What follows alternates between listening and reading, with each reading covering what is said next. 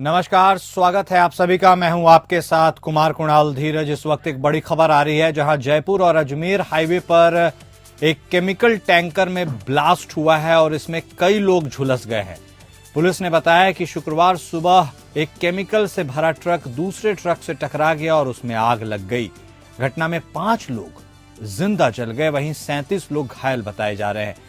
ये बड़ी खबर जयपुर अजमेर हाईवे से हम आपको बता रहे हैं, जहां केमिकल टैंकर में ब्लास्ट हुआ है। 2 टैंकर के आपस में टकरा जाने से यह ब्लास्ट हुआ। इसमें 5 लोग जिंदा जल गए हैं, करीब 37 लोग घायल बताए जा रहे हैं। जानकारी के अनुसार जैसे ही ट्रक दूसरे वाहनों से टकराया, 20 गाड़ियां आग की चपेट में आ गई। तो यह बड़ी खबर जयपुर अजमेर हाईवे से हम आपको बता रहे हैं, जहां पर 2 ट्रकों की आपस में टक्कर हुई और उसके बाद कई गाड़ियां इसकी चपेट में आ गई। झुलसे हुए कुछ लोगों को एम्बुलेंस से अस्पताल में भर्ती कराया गया। यह घटना पेट्रोल पंप के सामने हुई है। टैंकर में ब्लास्ट के बाद करीब 500 मीटर तक सड़क पर केमिकल फैल गया। इस कारण आग की चपेट में कई गाड़ियां आ गई है। एक फैक्ट्री भी केमिकल के कारण जल गई। हादसे के तुरंत बाद सीएम भजनलाल शर्मा ने एसएमएस अस्पताल जाकर चिकित्सकों को तत्काल आवश्यक चिकित्सा सुविधाएं उपलब्ध कराने और घायलों की समुचित देखभाल के निर्देश दिए। सीएम ने बताया कि प्रशासन द्वारा बचाव कार्य लगातार जारी है। स्थानीय प्रशासन और आपातकालीन सेवाएं पूरी तत्परता से काम कर रही हैं। तो जयपुर अजमेर हाईवे पर हुई इस दुर्घटना से सीएम भजनलाल शर्मा भी आहत हैं। उन्होंने इसका संज्ञान लिया है, खुद वह अस्पताल भी पहुंचे हैं और घायलों का हालचाल जाना है।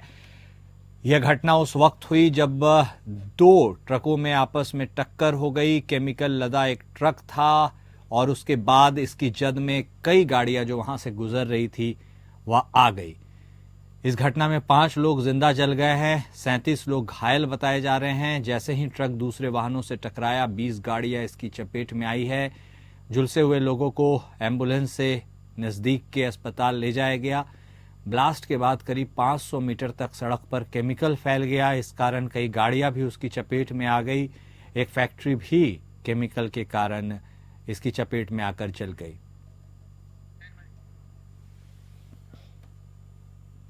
वहीं महाराष्ट्र के नागपुर में विधानसभा का शीतकालीन सत्र चल रहा है। इस बीच विपक्ष के नेता अजीत पवार को परमानेंट डिप्टी सीएम कहकर तंज कस रहे हैं।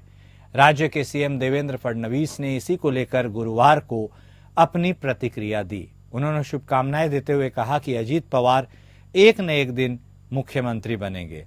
बता दें कि महाराष्ट्र विधानसभा चुनाव में महायुति की जीत के बाद अजीत पवार ने 5 दिसंबर को छठी बार महाराष्ट्र के उप मुख्यमंत्री के रूप में शपथ ली है। एनसीपी नेता अजीत पवार मुख्यमंत्री पद की महत्वाकांक्षाओं को लेकर लगातार मुखर रहे हैं। विधानसभा चुनाव से पहले भी वो अपनी महत्वाकांक्षा जता चुके हैं। साल 2023 में शरद पवार के राष्ट्रवादी कांग्रेस पार्टी से अजीत पवार ने नाता तोड़ लिया था और बीजेपी के नेतृत्व वाली महायुति सरकार में शामिल हो गए थे। एकनाथ शिंदे को मुख्यमंत्री और अजीत पवार को उप मुख्यमंत्री बनाया गया था। इस बीच अपने चाचा शरद पवार के साथ पार्टी के नाम और चुनाव चिन्ह यानी घड़ी को लेकर कानूनी लड़ाई हुई। इस लड़ाई में अजीत पवार को जीत मिली और पार्टी के नाम और चुनाव चिन्ह घड़ी उन्हें मिल गए। अब अजीत पवार का मुख्यमंत्री बनने का सपना कब पूरा होगा, यह देखना दिलचस्प होगा। हमारे संवाददाता सरबजीत सोनी हमारे साथ जुड़ चुके हैं, हमसे बातचीत करेंगे। तो सरबजीत, अब विपक्ष जो थोड़ी बहुत चुटकी लेता है वह तो लाजमी है और उसका एक रीजन भी है। अजीत पवार डिप्टी सीएम बनते जा रहे हैं और मुख्यमंत्री इन वेटिंग का टैग उनके ऊपर लग गया। ऐसे में और क्या कुछ बातें निकलकर सामने आई कि देवेंद्र फडणवीस को भी अपनी प्रतिक्रिया देनी पड़ी? क्या कुछ पूरा मामला रहा? जी, जिस तरह से कल जो विधानसभा सत्र शुरू था उसमें देवेंद्र फडणवीस ने अजीत पवार को मुख्यमंत्री बनने का मतलब बधाई दिया, शुभेच्छा दिया है। उन्होंने कहा है कि एक दिन जरूर अजीत पवार मुख्यमंत्री बनेंगे। अजीत पवार मुख्यमंत्री बनने को लेकर लगातार बारामती में भी कई बैनर लगाए गए हैं कि भावी मुख्यमंत्री मतलब आने वाले मुख्यमंत्री पर ऐसा बैनर लगाए गए हैं, काफी विशेष दिए गए हैं। तो लगातार कई बार ऐसी चर्चाएं हो चुकी हैं, लेकिन कल जिस तरह से देवेंद्र फडणवीस सीएम ने खुद डिप्टी सीएम जो अजीत पवार हैं उन्हें बोला है कि आपको ये शुभकामनाएं हैं, जैसे आप दिन रात काम कर रहे हैं तो एक दिन जरूर मुख्यमंत्री बनेंगे। तो इस चर्चा को लेकर लगातार अब बयानबाजी शुरू है। ये बात जो वर्ड यूज किया गया है, क्या एकनाथ शिंदे जी को बताने के लिए किया गया है या उनको कहीं ना कहीं ठेस पहुंचाने के लिए किया गया है? तो इस पर पूरी तरह चर्चाएं शुरू हैं, प्रतिक्रियाएं जो है पॉलिटिकल आ रही है। ठीक है, बहुत धन्यवाद सरबजीत हमारे साथ जुड़ने के लिए और बातचीत करने के लिए। मुख्यमंत्री पुष्कर सिंह धामी ने उत्तराखंड में जनवरी 2025 से समान नागरिक संहिता यानी यूसीसी लागू करने की घोषणा की है। उन्होंने कहा कि यूसीसी लागू करने की सभी तैयारियां पूरी कर ली गई हैं। इस तरह उत्तराखंड आजादी के बाद यूसीसी लागू करने वाला प्रदेश बन जाएगा। उन्होंने कहा कि समान नागरिक संहिता लागू करने के लिए एक पोर्टल और मोबाइल ऐप भी तैयार किया गया है, जिससे कि पंजीकरण, अपील और आदि इसकी समस्त सुविधाएं ऑनलाइन माध्यम से उपलब्ध कराई जा रही हैं। मार्च 2022 में प्रदेश में नई सरकार बनने के बाद मंत्रिमंडल की पहली बैठक में ही प्रदेश में समान नागरिक संहिता लागू करने के लिए एक विशेषज्ञ समिति गठित करने का निर्णय लिया गया था। इस क्रम में सेवानिवृत्त न्यायाधीश रंजना प्रकाश देसाई की अध्यक्षता में 5 सदस्यीय विशेषज्ञ समिति बनाई गई थी। समिति की रिपोर्ट के आधार पर 7 फरवरी 2024 को राज्य विधानसभा से समान नागरिक संहिता विधेयक 2024 पारित किया गया था। इस विधेयक पर राष्ट्रपति की सहमति मिलने के बाद 12 मार्च 2024 को इसकी अधिसूचना जारी की गई। तो उत्तराखंड के मुख्यमंत्री पुष्कर सिंह धामी ने एक बात कही। उन्होंने साफ तौर पर कहा है कि आजादी के बाद से उत्तराखंड ऐसा राज्य बन गया जहां सबसे पहले यूनिफॉर्म सिविल कोड लागू करने की बात हुई है। मुख्यमंत्री पुष्कर सिंह धामी ने जनवरी 2025 से इसे लागू करने की घोषणा की है। सभी तैयारियां पूरी कर ली गई है, इस बारे में उन्होंने अपनी बात रखी। इसके साथ ही उन्होंने कहा कि समान नागरिक संहिता लागू करने के लिए एक पोर्टल और मोबाइल ऐप भी तैयार किया गया है। इससे पंजीकरण, अपील की समस्त सुविधाएं ऑनलाइन माध्यम से उपलब्ध कराई जा रही हैं। मार्च 22 में प्रदेश की नई सरकार बनने के बाद मंत्रिमंडल की पहली बैठक में ही समान नागरिक संहिता लागू करने के लिए एक समिति गठित करने का निर्णय लिया गया था। सेवानिवृत्त न्यायाधीश रंजना प्रकाश देसाई की अध्यक्षता में 5 सदस्यीय विशेषज्ञ समिति बनी थी। रिपोर्ट के आधार पर 2024 को राज्य विधानसभा के समान नागरिक संहिता विधेयक 2024 पारित किया गया।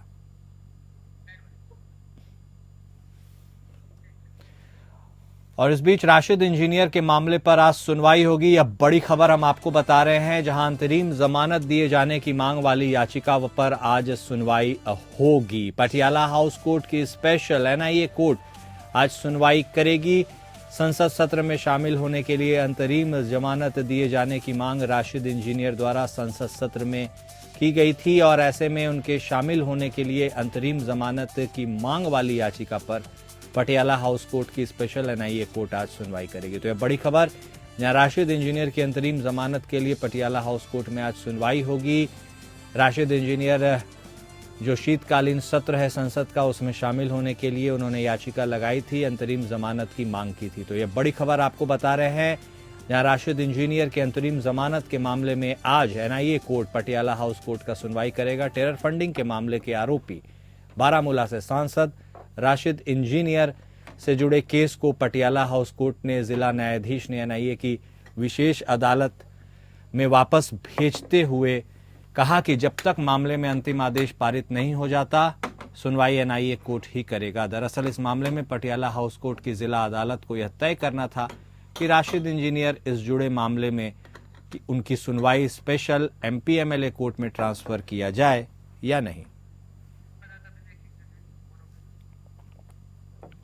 और इस पर बात करने के लिए हमारे संवाददाता विवेक सिंह चंदेल हमारे साथ फोन लाइन पर जुड़ चुके हैं। तो विवेक, राशिद इंजीनियर अपनी अंतरिम जमानत की याचिका के लिए पटियाला हाउस कोर्ट की एनआईए कोर्ट में उन्होंने याचिका लगाई है। क्या कुछ लगता है, चूंकि अब बहुत ही कम समय वैसे भी बचा है संसद के शीतकालीन सत्र में, ऐसे में क्या उन्हें यह बेल ग्रांट की जाएगी या इसमें अभी भी कई अड़चने हैं? क्या कुछ रहने वाला है आज पूरी सुनवाई के दौरान?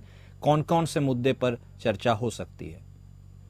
दरअसल जो राशिद इंजीनियर है उन्होंने संसद सत्र, क्योंकि अगर हम देखें तो उनको पहले अंतरिम जमानत मिली हुई थी, लेकिन सवाल यहाँ पे ये था कि उन्होंने अब जो याचिका जो नवंबर में लगाई थी कि वो संसद सत्र में शामिल होने के लिए लगाई, क्योंकि बारामूला से सांसद है, इस वजह से इसकी मांग कर सकते हैं कि उनको संसद सत्र में भाग लेने की अनुमति दी जाए।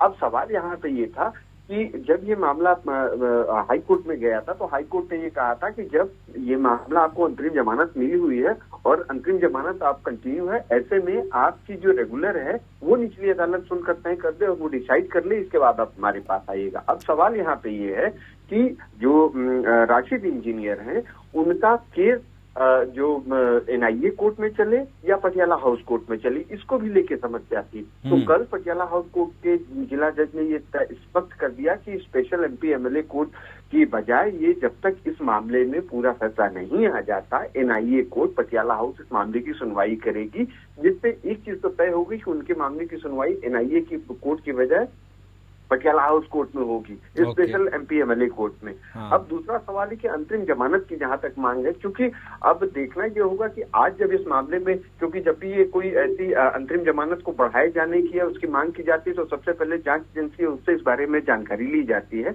और संसद सत्र की जहां तक बात करें तो वो एक ही दिन का बचा हुआ है, तो ऐसे में ये मामला अगर आज भी इस पर फैसला नहीं लिया जाता तो ये इन्फेक्शियस हो जाएगा और इस पर अंतिम जमानत नहीं मिल पाएगी। हालांकि कोर्ट को आज देखना पड़ेगा, क्योंकि एक दिन का अगर उनको अंतरिम जमानत देती भी है तो अंतरिम जमानत की चीजें करते हुए वो कल उनको रिहाई मिल पाएगी या शाम तक रिहाई मिल पाएगी, तब तक सत्र भी खत्म हो जाएगा। इस वजह से ये याचिका इन्फेक्शियस हो सकती है। तो सवाल सबसे बड़ा ये है कि जिस आधार पर अंतरिम जमानत मांगी जा रही है वो संसद का सत्र खत्म हो जा रहा है, ऐसे में अब उनको अंतरिम जमानत फिलहाल के लिए नहीं मिल सकती जो कानून कहता है। हालांकि इस दौरान ये भी जरूरी है कि उनकी तरफ से कोई और अर्जी लगाई जा सकती है जिसमें वो उनकी अंतरिम जमानत बढ़ाए जाने की मांग की जा सकती है, उसको कोर्ट को तय करना होगा। लेकिन अब ये सुनवाई के बाद ही तय हो पाएगा कि क्या उनको अंतरिम जमानत की राहत मिल पाएगी या नहीं। बिल्कुल, बहुत शुक्रिया विवेक आपका हमारे साथ जुड़ने के लिए, बातचीत करने के लिए। हरिद्वार में होने वाली धर्म संसद को प्रशासन की अनुमति न मिलने के कारण इसे रद्द कर दिया गया है। जूना अखाड़ा के महामंडलेश्वर स्वामी नरसिंहानंद यति ने अब बगलामुखी यज्ञ के बाद सुप्रीम कोर्ट तक पैदल यात्रा करने का निर्णय लिया है।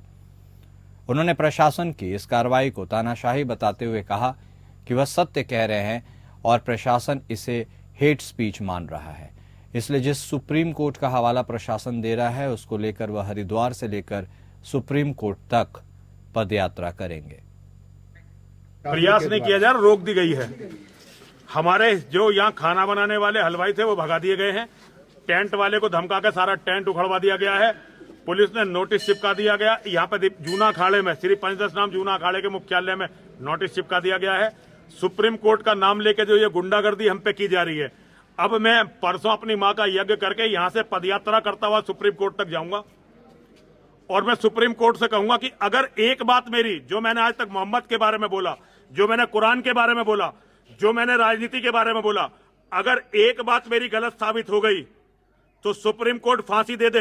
लेकिन सत्य बोलने के लिए जितना मुझे दबाया जा रहा है, मैं दबूंगा नहीं। सुप्रीम कोर्ट क्या कर सकता है? सारी जीवन मुझे जेल में सड़ा सकता है, मैं जेल में सड़ूंगा। और ये पुलिस वाले क्या कर सकते हैं? मरवा सकते हैं जिहादियों के साथ मिलकर, या जिहादी क्या कर सकते हैं, मेरी हत्या कर सकते हैं, वो देखूंगा। लेकिन मैं परसों अपने यज्ञ की आहुति करके यहां से सीधा चलूंगा सुप्रीम कोर्ट पदयात्रा करता हुआ, अपने लोगों को बताता हुआ कि क्या हुआ मेरे साथ। यूपी के संत कबीर नगर जिले में पिता के लिए खाना ले जा रही एक नाबालिग लड़की के साथ दो लोगों ने सामूहिक दुष्कर्म किया। घटना के बाद पूरे इलाके में सनसनी फैल गई। घटना की सूचना मिलने के बाद पुलिस मौके पर पहुंचकर उसने घटनास्थल का निरीक्षण किया। पीड़ित युवती के परिजनों की तहरीर पर पुलिस ने मुकदमा दर्ज करते हुए दोनों आरोपियों को गिरफ्तार कर जेल भेज दिया है। पूरा मामला संत कबीर नगर जिले के धनघटा थाना क्षेत्र का है, जहां एक दलित किशोरी के साथ दो युवकों ने सामूहिक दुष्कर्म किया। पुलिस ने दोनों आरोपियों को गिरफ्तार कर मुकदमा दर्ज कर लिया है।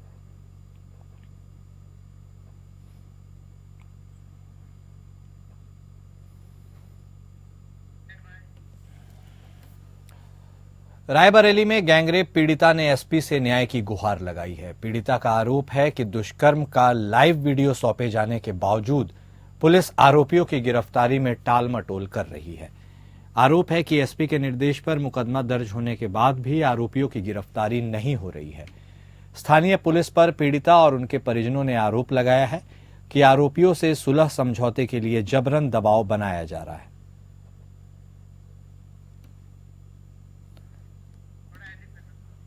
तो पुलिस पर पीड़िता ने गंभीर आरोप लगाए हैं। रायबरेली की यह घटना है, जहां गैंगरेप पीड़िता ने एसपी से ही न्याय की गुहार लगाई है। उसका साफ तौर पर आरोप है कि दुष्कर्म का उसने लाइव वीडियो सौंपा पुलिस को। इसके बावजूद आरोपियों की गिरफ्तारी नहीं हो रही है, उसमें टाल मटोल की प्रक्रिया चल रही है। एसपी के निर्देश पर मुकदमा दर्ज होने के बाद भी आरोपी बाहर खुले में घूम रहे हैं। स्थानीय पुलिस पर पीड़िता और उनके परिजनों ने आरोप लगाया है कि आरोपियों से सुलह समझौते के लिए जबरन दबाव बनाया जा रहा है। हमने मशीन काटने गई थी विनोद, और विनय हमारे साथ गलत काम किया। कहीं शिकायत की आपने इसकी? नहीं, आप पुलिस नहीं पकड़ रहे हैं। थाने गए तो क्या कहा थाने में? थाने में गिर जाए थे तो छोड़ देते। अभी गिरफ्तारी नहीं हुई? नहीं, कब की घटना है? 6 महीने। हमारी बहन के साथ बलात्कार हुआ है।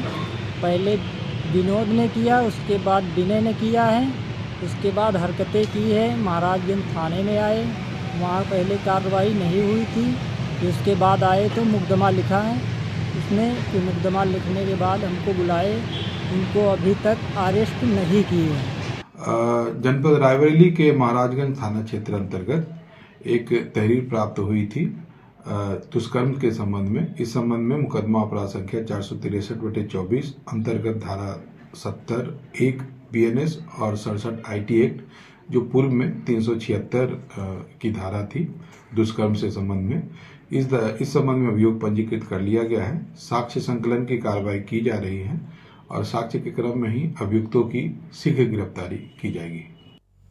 मैनपुरी के पुलिस अधीक्षक कार्यालय पर एक महिला ने जमकर वहां हंगामा किया है। महिला का आरोप है कि कार्यालय में तैनात कर्मी उसे पुलिस अधीक्षक से मिलने ही नहीं देते। महिला ने बताया कि उसके भाई की कुछ दिन पहले हत्या कर दी गई थी, लेकिन अब तक आरोपी खुलेआम घूम रहे हैं और उसे धमकियां दे रहे हैं। न्याय की गुहार लगाते हुए महिला ने कहा कि वह 120 किलोमीटर दूर से शिकायत करने आती है, लेकिन उसे बार बार पुलिस अधीक्षक से मिलने से रोका जा रहा है। इस दौरान महिला ने कार्यालय परिसर में जमकर नाराजगी व्यक्त की। उसने मांग की कि दोषियों को जल्द से जल्द गिरफ्तार किया जाए और उसे न्याय दिलाया जाए। पुलिस अधीक्षक कार्यालय में हुए इस हंगामे के बाद मामले ने तूल पकड़ लिया। प्रशासन से इस पर कोई आधिकारिक बयान हालांकि अभी तक नहीं आया है।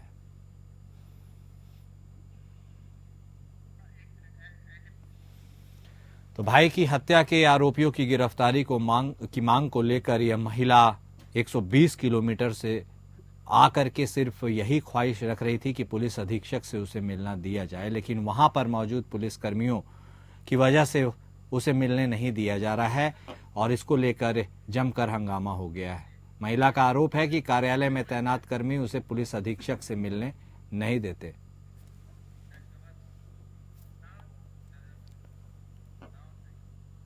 जनपद हापुड़ के गढ़मुक्तेश्वर कोतवाली पुलिस ने 3 अवैध गांजा तस्करों को गिरफ्तार किया है। पुलिस ने गिरफ्तार तस्करों से 40 किलो गांजा बरामद किया है। बरामद गांजे की कीमत लगभग 12 लाख रुपए बताई जा रही है। दरअसल थाना गढ़मुक्तेश्वर पुलिस ने चेकिंग के दौरान कल्याणपुर नहर के पुल के पास से एक गाड़ी को चेकिंग के लिए रोका। इसके बाद जब गाड़ी चेक की गई तो उसमें 40 किलो के करीब अवैध गांजा भरा हुआ था। पुलिस ने गाड़ी में सवार 3 गांजा तस्करों को हिरासत में ले लिया। हिरासत में लेने के बाद जब इनसे पूछताछ की गई तो इन लोगों ने बताया कि वे उड़ीसा से गांजा लेकर यहां पर सप्लाई किया करते थे। साथ ही पुलिस ने इनके पास से एक कार और 3 मोबाइल फोन भी बरामद किए हैं। पुलिस अब उनके बाकी नेटवर्क को भी खंगाल रही है।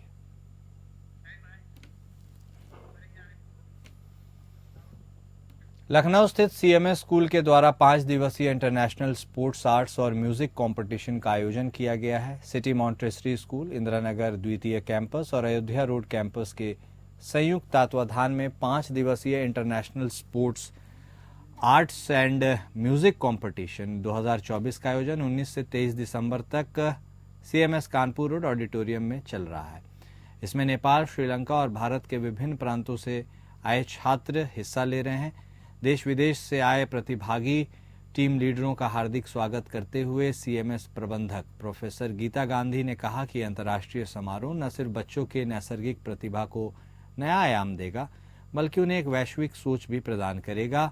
उन्होंने विश्वास व्यक्त किया कि अंतर्राष्ट्रीय समारोह छात्रों की रचनात्मक प्रतिभा को निखार कर उनमें उत्साह और आत्मबल का संचार कर उन्हें कुछ नया करने की प्रेरणा देगा।